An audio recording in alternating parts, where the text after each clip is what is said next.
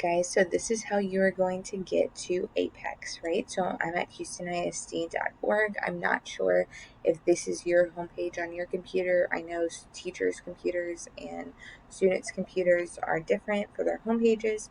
So just go to houstonisd.org, and if you scroll down right here, you will see Power Up Hub, and you're going to click that.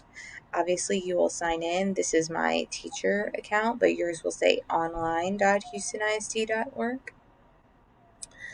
You will sign in, and it will take you to your Hub homepage, right?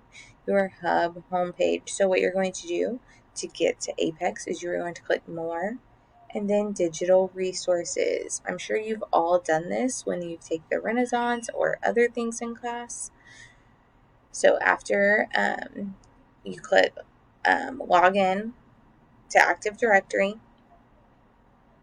and then it should be, mine is right here because I have favorited it, but if you scroll down, it will be, I'm actually right here, Digital Learning. Under Digital Learning, it should say Apex, and you will click Apex, and then you will be able to sign in with your account, right? So then all of these will show up for what you need to do. Let me know if you have any questions.